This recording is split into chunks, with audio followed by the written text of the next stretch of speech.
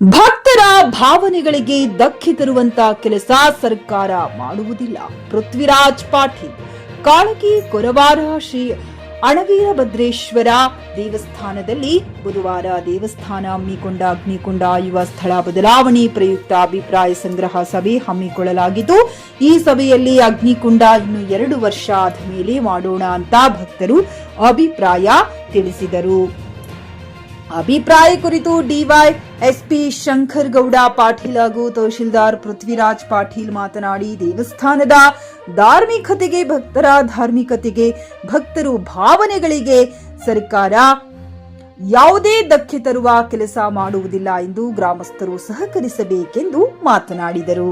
ಈ ಸಂದರ್ಭದಲ್ಲಿ ದೇವಸ್ಥಾನದ ಪ್ರಧಾನ ಅರ್ಚಕ ಧನಂಜಯ್ ಹಿರೇಮಠ್, ವೇದಮೂರ್ತಿ ಅಂಬರೀಶ್ ಹಿರೇಮಠ್, ಸಿಪಿಐ ಜಗದೇವಪ್ಪ ಪಾಳ, ಪಿಎಸ್ಐಗಳಾದ ಗೌತಮ್ ಗುತ್ತೇದಾರ್, ಸಿದ್ದಲಿಂಗ ಸ್ವಾಮಿ, ತಾಲೂಕು ಪಂಚಾಯಿತಿ ಒ ಬಸವಲಿಂಗಪ್ಪ ಡಿಗ್ಗಿ, ಪಿಆರ್ಇ ಎಇ ವಿರಾಜುದ್ದೀನ್, ಆರ್ಐ ರವಿ ಮುದ್ದಗಿ, ದೇವಸ್ಥಾನದ ಕಾರ್ಯದರ್ಶಿ ಸಿದ್ದಲಿಂಗ ಕ್ಷೇಮಶೆಟ್ಟಿ, ದೇವಸ್ಥಾನದ ಸಿಬ್ಬಂದಿ ಅಣವೀರ ಕಾಳಗಿ, ಬಸಯ್ಯ ಪೂಜಾರಿ ಸೇರಿ ಗ್ರಾಮಸ್ಥರು, ದೇವಸ್ಥಾನದ ಭಕ್ತರು ಉಪಸ್ಥಿತರಿದ್ದರು. Ramesh S Kudahalli, JK news Kannada, Kalagi. ಸಾವಿರಾರು ಜನ ಬಂದವರಿಗೂ ಕೂಡ ಅದೇ ವ್ಯವಸ್ಥೆ ಕೊಡ್ತೀವಿ ಅಂತಂದಾಗ ಸ್ವಲ್ಪ ಸಮಸ್ಯೆ ಆಗುತ್ತೆ. ದಯವಿಟ್ಟು ಇದನ್ನ ಎಲ್ಲರೂ ಇಲ್ಲಿ ಸೇರಿರ್ತಕ್ಕಂಥವ್ರು ಅರ್ಥ ಮಾಡ್ಕೋಬೇಕು.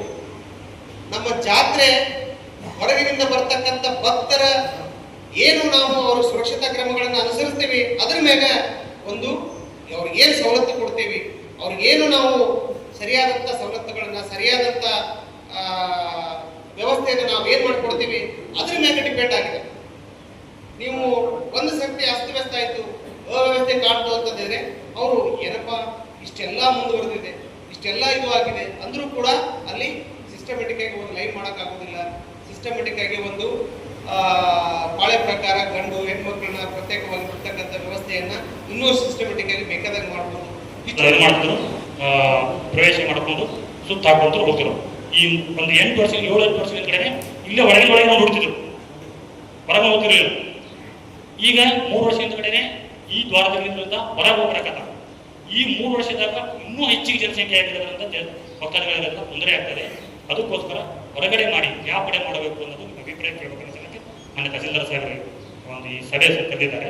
ಈ ವಿಚಾರವಾಗಿ ತಾವು ಪಾಸಿಟಿವ್ ತಗೊಂಡು ಇನ್ನೂ ಬಹುಶಃ ಇವತ್ತು ಏನು ನಿರ್ಧಾರ ತಗೋತಾರೋ ಸಾಹೇಬ್ರವರು ಗೊತ್ತಿಲ್ಲ, ನೀವು ತೆರೆದ ಮನಸ್ಸು ಮಾಡಿ. ಯಾಕಂತಂದ್ರೆ ಇಲ್ಲಿ ಇದು ಬಹುಶಃ ಒಬ್ಬರು ಇನ್ನೊಬ್ರು ಆತಂಕ ವ್ಯಕ್ತಪಡ್ತಾರೆ. ಈ ಇದು ಯಾವ ಕಲ್ಯಾಣ ಮಂಟಪ ಹೋಗುತ್ತಾ, ಈ ಬೇರೆ ಕಡೆ ಅಗ್ನಿಕುಂಡ ಪ್ರವೇಶ ಮಾಡೋದು ಕಲ್ಯಾಣ ಮಂಟಪ ಹೋಗುತ್ತಾ, ಕಲ್ಯಾಣ ಮಂಟಪ ಹೋದ್ರೆ ನಮಗೆ ಬಹಳ ತೊಂದರೆ ಆಗ್ತದೆ. ಯಾಕಂದ್ರೆ ಸುತ್ತಮುತ್ತಲಿನ ಹಳ್ಳಿಗಳಿಗೆ ಎಲ್ಲ ಇಲ್ಲಿ ಎಲ್ಲ ಮದುವೆ ಕಾರ್ಯಕ್ರಮ, ಇನ್ನಿತರ ಕಾರ್ಯಕ್ರಮ ಇಲ್ಲಿ ಮಾಡೋದ್ರಿಂದ ಕಡಿಮೆ ಖರ್ಚಿನಲ್ಲಿ ಆಗ್ತದೆ. ನೀವು ಸ್ಥಳಾಂತರ ಮಾಡೋದು ಕಷ್ಟ ಆಗುತ್ತಾ ಅಂತ ಬಹುಶಃ ಅದು ಉಳಿಸಿಕೊಂಡೇ ಮಾಡೋಂಥ ಸಂದರ್ಭನೂ ಬರುತ್ತೆ. ಅದಕ್ಕೋಸ್ಕರ ಈ ವಿಚಾರ ಅದಕ್ಕೆ ಈ ನಾನು ಕೊನೆಯದಾಗಿ ಹೇಳೋದಿಷ್ಟೇ, ಈ ಒಂದು ಕೆಲಸಕ್ಕೆ ನೀವು ಎಲ್ಲರೂ ಸಹಕಾರ ಕೊಡಬೇಕು.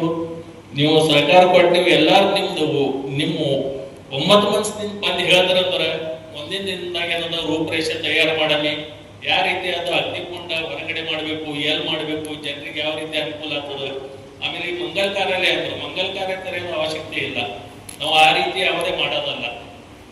ದೇವಸ್ಥಾನಕ್ಕೆ ಲಾಸ್ ಅಂತ ವರ್ಕ್, ಬಟ್ ಅದು ಒಂದೇನದ ನಮ್ಗೆ ಅಗ್ನಿಕುಂಡಿದ್ದು ಅದು ಭಕ್ತರ ಹಿತದೃಷ್ಟಿಯಿಂದ ಕೆಲವು ಡಿಸೈಡ್ ಮಾಡಬೇಕಾಗ್ತದೆ. ನಮ್ಗೆ ಅದಕ್ಕೆ ನೀವು ಕೂಡ ಸಹಕಾರ ಕೊಡ್ತೀರಾ ಅಂತ ಹೇಳಿ ನಾನು ಒಂದೆರಡು ಮಾತು ಖರೀದಿಸುವ ಪ್ಲಾನ್ ಇದ್ದೀರಾ? ಹಾಗಾದ್ರೆ ಕೇತಕಿ ಡೆವಲಪರ್ಸ್ ನಲ್ಲಿ ಮೂಲಭೂತ ಸೌಕರ್ಯಗಳುಳ್ಳ CC road, footpath, garden, under drainage, water supply, ಉತ್ತಮ ಪರಿಸರವುಳ್ಳ ಫ್ಲಾಟ್ಸ್ ಲೇಔಟ್ ಲಭ್ಯ. ಬೀದರ್, ಹುಮ್ನಾಬಾದ್ ಸೇರಿದಂತೆ ಹಲವು ಭಾಗಗಳಲ್ಲಿ ಸುಂದರ ಲೇಔಟ್ಗಳಿದ್ದು ಅತ್ಯುತ್ತಮ ಬೆಲೆ, ಇಎಂಐ ಸ್ಕೀಮ್ ಅನ್ನು ಲಭ್ಯ. ಹಾಗಿದ್ರೆ ತಡೆಯಾಕೆ, ಹಿಂದೆ ಸಂಪರ್ಕಿಸಿ 7676474747 MD ಸಂಗಮೇಶ್ ಚಿದ್ರಿ, ಹುಮ್ನಾಬಾದ್. ಗ್ರಾಹಕರ ಸ್ಯಾಟಿಸ್ಫ್ಯಾಕ್ಷನ್ ನಲ್ಲಿ ನಂಬರ್ 1 ತೃಪ್ತಿಕರ ದೈಹಿಕವಾದ ಹುಮ್ನಾಬಾದ್ನ ಎಸ್ವಿ ಟಿವಿಎಸ್ ಶೋರೂಮ್ ನಿಮಗಾಗಿ ತರುತ್ತಿದೆ ಹೊಸ ಮಾಡೆಲ್ಗಳ.